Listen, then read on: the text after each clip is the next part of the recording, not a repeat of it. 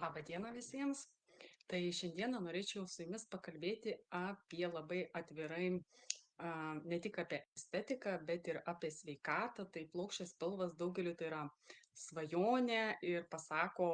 apie kūno būklę iš tikrųjų daugiau nei mes galvojame. Tai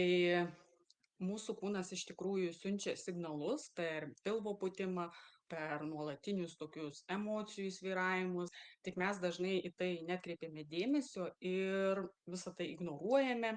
nes jau dauguma taip jaučiasi, nes tai normalu ir visa kita, ir taip mes pripratę, bet iš tikrųjų tai nėra normalu ir tai nėra gerai. Ir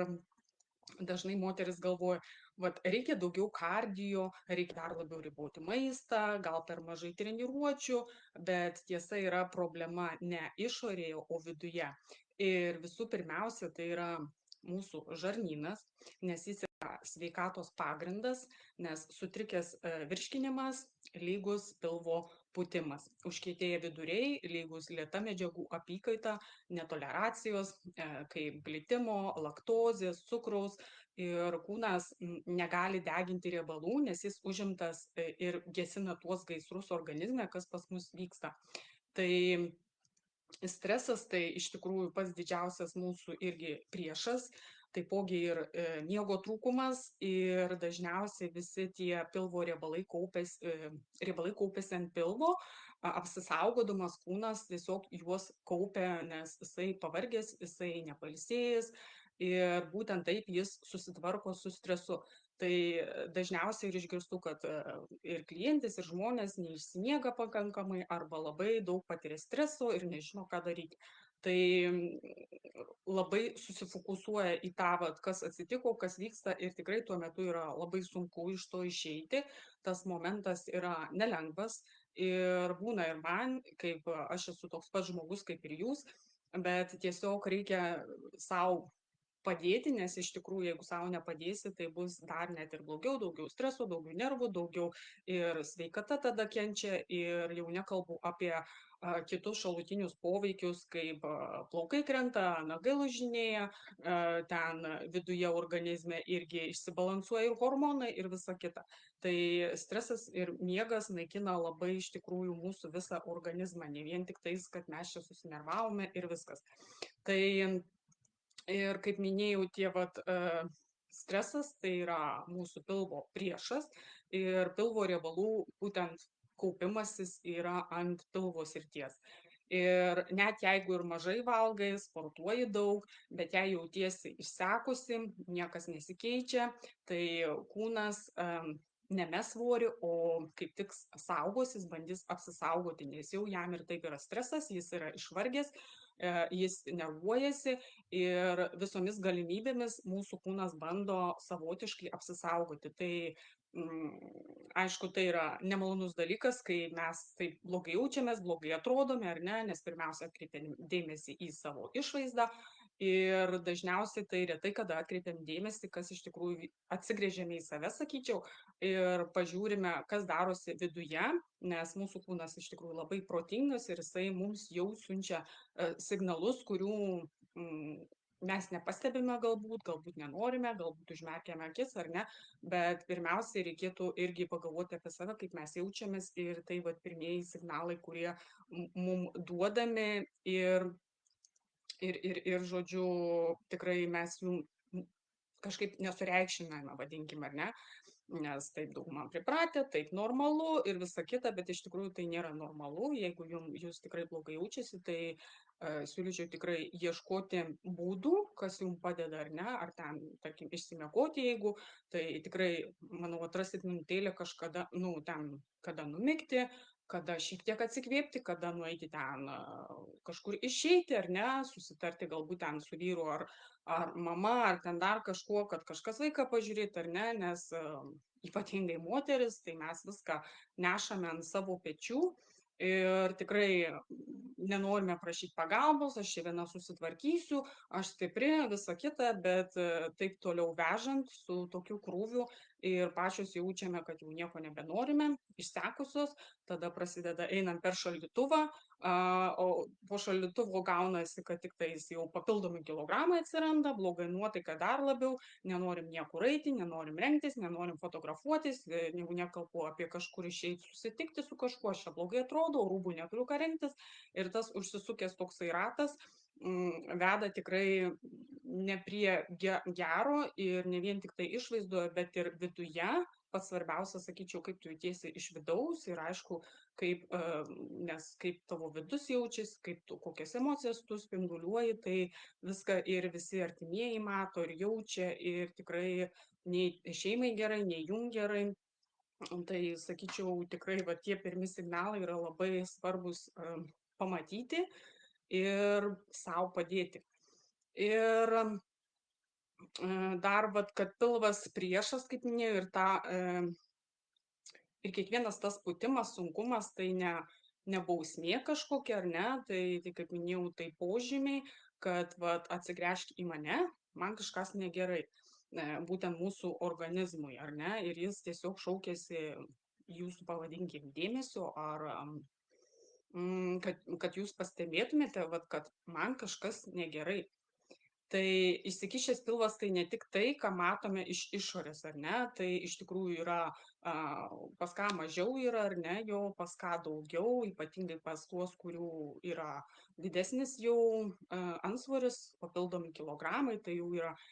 vidiniai visceraliniai riebalai, kurie kaupiasi aplink netgi vidaus organus, kepenis, kasą,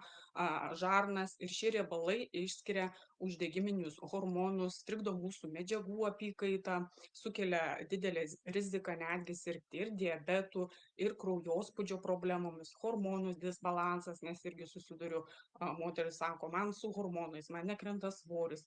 ir sutrikęs žarnyno darbas, dažnas nuovargis, prastas miegas, kaip minėjau, moteriams yra netgi kai kuriom stipresnis PMS, ar ne, emociniai svyravimai, sunkesnis svorio reguliavimas. Ir iš tikrųjų mityba ne visada jinai kalta, ar ne, reikėtų iš tikrųjų atkreipti dėmesį ir į savo gyvenimo būdą, galbūt daug sėdite, patiriate streso, kaip minėjau, neišsimiegate, ar prastai miegate, irgi negilus miegas, pastovus prabudimas, tai irgi jūs nepailsite ir atsikeliate kaip, sakyčiau, sudaužyta, vis tiek pavargusi, nes labai svarbu pakliūti į tą giliąją miego fazę ir patarčiau tikrai eiti ne vėliau kaip 11 valandą vakaro, ar ne, nes būtent jau kažkur tai pusę 11, 11 maksimums, kada reikėtų jau eiti gulti miegoti, ir tada mes jau ten apie 1, 2 užmiegame ir ten pakliūnam į tą gilę miego fazę, kada mes pailsim ir mūsų smegenys pailsi, mūsų visas organizmas pailsi ir mes galime sakyti, kaip kompiuteris restartuojam save ir jaučiamės pailsėję, pilni energijos. Tai būtent miegas, kai kiti bando sutaupyti, aš čia miego sąskaitą sutaupysiu, man čia tikrai ne, tuo metu gal aišku sutaupysit, kažką ten pasidarysit per tą laiką, bet jeigu tai taps jūsų kasdienybė, tai jūs tikrai pajusite, kad jūs išsekote, jums mažiau energijos, jėgų ir netgi tas smegenys pradeda lėčiau veikti, sugalvoti sunkiau, nes kaip bebūtų, mums reikia ir atsigauti, ir pailsėti, ir išsimiegoti, kad mes vėl galėtumėm būti efektyvūs, kad mes vėl galėtumėm jaustis gerai, nuotaika ar ne gera būtų, jau nekalbu apie tai, kad kūnas mūsų pailsėjęs, jisai nestrese, nes kai jisai nepailsi, neišsimiega, automatiškai mūsų kūnas patiria stresą ir tada gaunasi mes daugiau ir užkandžiaujame, ir valgome, ir labiau traukiam saldumynų, sūraus, saldaus, riebaus, ir užsisuka tas visas ratas, jeigu tai tęsiasi irgi gan ilgai, tas neišsimiegojimas, tas nuovargis, tai mes stengiamės visada per maistą gauti tos greitos energijos ir tuo pačiu jau po mėnesio, 2, 3, galbūt ten metų, jeigu taip save vesti, tai vat nenuostabu, kad paskui ir tie papildomai kilogramai užaugo, o paskui tik pastebima, kad jau netelpam į kažkokį rūbą ir tikrai nesinori nusirengti, nesinori eit kažkokius renginius, susitikti su draugais, noras slėptis ir visa kita. Tai tokie vat atrodytų labai paprasti, nereikšmingi dalykai, galbūt kažkam tai ir jau daug kartų girdėti, bet patikėkit, tai jie yra be galo svarbus ir galbūt kai kurie ir tikrai tą pastebėjote, tai galite parašyti, aišku. Ačiū tas, kas jungiasi ir žiūrim, paskui pažiūrėsiu, gal turite kokių klausimų, tai irgi galite parašyti, paklausti kažką. Ir dar čia aš pasižymėjau, ką norėčiau jum paminėti iš tikrųjų. Kaip minėjau, kad ir sėdimas gyvenimo būdas, tas nejudėjimas mūsų ir būtent kai mes mažai judame, tai vėlgi mūsų limfinė sistema irgi nejuda, nes tik judesio jinai pagalba juda, ar ne, nes visi užsistovėję ir vandenys, ir toksinai, jeigu sėdime, tiesiog sėdi su mumis. Nes judesys, mes kaip judame, kad ir vaikščiojimas, ten kažkur ėjimas, bet jau toks bent jau minimaliai valandą, kaip aš minėjau, dėl sveikatos reikalingas. Ir būtent tik vaikščiojimo dėka, judėjimo dėka mes išsivaikštom, mes gerai jaučiamės, mes ir greičiau virškinimas vyksta, žodžiu, ir gerai jaučiamės, ir pasišalina toksinai, ir energija, ir nuotaika, ir visas tas judesys mums tikrai į pagalbą. Ir kad atsikratyti to pilvo riebalų yra svarbu be galo judėti. Ir būtent pilvo raumenų stiprinimas. Ir stiprinant pilvo preso raumenis pagerėja ir mūsų kūno laikysena, nes kiti būna sėdi taip susvirę ar ne, sukumpę. Labai iš tikrųjų judesys ir sportas padeda kaip tik išsitiesusiai sėdėti. Ir aišku, būtų gerai, kad stengtumėtės prisižiūrėti ir prisilaikyti, kad labiau tiesiai sėdėti save. Nes vis dėlto tai yra aišku ir grožis, ir visai kitaip atrodai, negu kad atsisėstum taip susikūprinęs ar ne. Ir kai žiūri telefoną, kad nenulenkti labai taip žemai to kaklo galvos, nes irgi ir kaklą paskui skauda, ir paskui va ta laikysena tokia sukumpusi būna. Ypatingai galima pastebėti, kad vaikai labai dažnai tai daro. Ir čia jau kaip irgi ženklas, kad atkreipkite tai dėmesį ir stenkitės visada laikyti save tiesioje būsenoje. Nes mes kaip tik, kai sulinkę, tai vėlgi ir užspaudžiame ir žarnyną, ir ten sunkiau virškinasi, ir tai va ta laikysena tokia patampa su laiku, ar ne? Tai irgi ir ne vien tik dėl grožio, kaip sakiau, bet ir dėl sveikatos, tai irgi labai yra gerai atkreipti tai dėmesį. Ir dar sakyčiau, taip pat suaktyvėja kraujotaka ir maistinės medžiagos greičiau pasiekia raumenis, kai mes darom pilvo pratimus ar ne, ir riebalinis sluoksnis mažėja, žodžiu, aktyviname tą medžiagų apykaitą, tuo pačiu dar jeigu pajungiame irgi pratimus, tai automatiškai greičiau ir užvedame savo organizmą, ir greičiau riebalai dega, ir gerai jaučiamės, ir mes tuo pačiu juos ir deginame, ir žodžiu, nauda visapusė. Tai taip pat ir pagerėja limfos tekėjimas, ar ne, valosi organizmas geriau, nes kai sėdime, ji lėtėja, mes nejudame. Tai judesys, bet koks, netgi sakyčiau, toksai, kuris netgi kas turi labai daug kilogramų, ar ne, tai kaip minėjau ne vieną kartą, idealiausias yra vaikščiojimas, tai vaikščiokit kiek jūs norite, tai ypatingai dabar tai vasara, tai saulė šviečia, tai Jėzus, dabar galima tiek daug kur nueiti, ne tai, kad ten žiemą tikrai gal sunkiau, bet vis tiek galima sugalvoti kažką tada viduje, ar ne, namuose ir panašiai. Bet dabar, tai sakyčiau, tikrai naudokitės progą ir tik tais pirmyn, ta gamta, ežerai, maudynės, ar ne, ten visokie piknikai, tikrai fantazijos, manau, yra ir pas jumis labai daug, tai kažką tokio irgi sugalvosite, tai pasimėgauti ir to oru, ir to nuotaika. Aš tai labai mėgstu iš tikrųjų vasarą, vasara, manau, pats mėgstamiausias sezonas, ar ne. Tai man saulė, tai atrodo viskas mane šaukia, kviečia, tai noras ir eiti, ir būti daugiau, ir tam griname ore, ir viskas žydi, ar ne, gražu. Tai jo, tai jo, labai fain. Tai įsiplėčiau biškį apie save, ar ne, bet reikia irgi pasidalinti, kokie mano pomėgiai. Tai dar ką norėjau paminėti, tai taip pat jum ir energijos suteiks, ar ne, judesys, vėlgi kaip emocijos, gera nuotaika, šviežias oras, ir bet vasarą tai netgi sakyčiau galima vat ir maudytis, ir plaukioti, ir visa kita, tai to aktyvumo galima ne vien tik vaikščiojimą sugalvoti, daugiau tokių idėjų yra, negu kad žiemą. Tai naudokitės proga ir tikrai tuo sezonu, tą vasarą ir atraskit tuos irgi prisiminkit gal sakyčiau, nes kartais mes tikrai užmirštame, kaip anksčiau leidodavom laiką,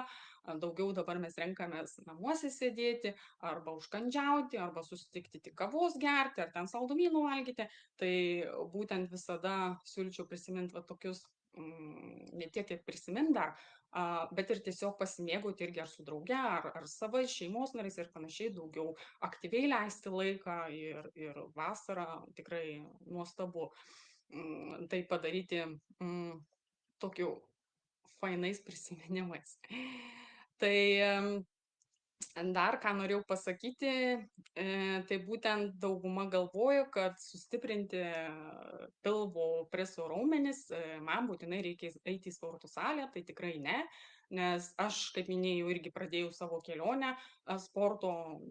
iš namų, tai buvo būtent naminės treniruotės, naminės onlininės treniruotės, man jos be galo patiko ir aš tikrai sportavau labai ilgą laiką, tai buvo daugiau nei 3 metai, kiekvieną mielą dieną, aš įsitiesiu kilimėlį, man patogu, man gerai ir aš darau. Svarbiausia, kai sakau, save atnešti ant to kilimėlio, o paskui jau ten su žmogum tiesiog daryti, tai yra iš tikrųjų labai man patiko. Ir kadangi mano tikslai ir svajonės pasikeitė, ko aš nemaniau, kad tai bus, peraugo daugiau į didesnį ir kitą lygį, kaip aš sakau, ir net tokių minčių nebuvo, kad aš norėsiu kada nors būti sporto trenerė, ar ne? Ir aišku, dar ateityje yra kitokie labai dideli planai pas mane, tai už tai man jau naminių treniruočių neužtenka, bet tikrai, bet būtent tam, kam sunku pradėti, kam neprisiruoši, kam neturi laiko, kas ten galbūt net ar gėdijasi, ar nepatinka eiti į sporto klubus, būna taip, kad sako, mane žiūri, nežinau, ką apsirengti, neturiu ką apsirengti, vieni vyrai, dėmesio per daug, viena nenoriu eiti, noriu su draugė, draugė negali, vyras su vyru vėl neišeisi, žodžiu, labai tokių vat dalykų ir tikrai, manau, naminės treniruotės yra superinės, nieks nežiūri, renkis kaip nori, atrodo kaip nori, plus dar gali ir šeimą pajungti, vaikai stebi įsijungia, vyras stebi, o čia ir jisai paskui išsimano, nes mano irgi draugas tai irgi labiau, kai matė, kad aš intensyviai taip namuose sportuodavau, tai su laiku jisai irgi pirkti pradėjo ir gantelius, ir jisai daugiau viršų jų treniruojasi ir atsirado, tai viens po kito atsirado visokie tokie treniruokliai, ar ne, kelti visokie svareliai ir panašiai, aš tik žiūriu, nu va, kaip keičiasi ir vyras, nors aš nieko nei aš jam ten sakiau kažką, kad tau reiktų ar dar kažką, jis pats vyras, nors pas mane jis yra labai aktyvus ir iš tikrųjų labai dažnai ir su dviratuku kieme važinėja, mėgsta labai ilgai važinėti, anksčiau irgi labai daug, kaip po 20 ten mylių nuvažiuodavo, dabar šiek tiek mažiau, bet vis tiek, tai dar labiau tiesiog įsitraukia jisai į tuos irgi raumenų tvirtinimą namų sąlygomis, nes jam nepatinka irgi, kaip sakiau, ne visiems patinka tas sporto klubas, tai maniškis tai tikrai nemėgsta sporto klubo, tai jisai įsirengė jį namuose, tokį mini. Ir jam to pakanka. Svarbiausia, kad žmogus yra laimingas, atrado, kas jam patinka būtent. Ir kaip aš sakau, namų sąlygomis net ir be treniruoklių galima ir nusipirkus kelis ten ganteliukus, tikrai galima sutvirtinti kūną. Ir to įrodymas yra ir ne viena mano klientė ir sako, tikrai raumenys sutvirtėjo ir tikrai noriu eiti ne vieną jūsų iššūkį. Tai kadangi aš juos dabar pradėjau labai dažnai daryti ir šiuo metu yra būtent, kaip kalbėjau apie pilvo riebalus, būtent į pilvuko akcentas, iššūkis 2 savaičių, tai kaina yra 10 svarų, 2 savaitės veiks, mes sportuosim nuo pirmadienio iki penktadienio, lengvomis, kaip sakiau, nealinančiomis treniruotėmis po 10-15 minučių, būtent, kad įsivažiuoti, kad vat, lengvais judesiais, savęs nekankinant, kad organizmui nebūtų stresas, nes kai tik pradedi, griebiamės visko ir to, ilgos treniruotės, čia mityba bus taip ir čia. ir galiausiai gale savaitės mes palūžtame. Tai kad to nebūtų, nes aš pati suprantu, su tais palūžimais čia žaisti ir su tais, tai nukrito kilogramai, tai užaugo. Moterim yra iš tikrųjų ir sunku, ir nemalonu, tai aš rengiu paprastai, kad būtų lengva, paprastais judesiais, kad kūnui nebūtų ir streso, kad jisai apsiprastų ir kad visų svarbiausia pamatytumėt, kad judesys, netgi pratimai gali būti iš tikrųjų labai atliekami smagiai, linksmai, fainai ir kad jūs nepajustės, kaip atlikote tą treniruotę ir su laiku priprasti jau galėsite tada daugiau prailginti tą treniruočių laiką ir jūs patys pamatysit, kaip jūs įsitraukėt, kaip jums pradės patikti ir bus tikrai labai smagu ir svarbiausia, kad jūs gerai jausitės ir būtent šio iššūkio metu, tai jūs dar ką gausite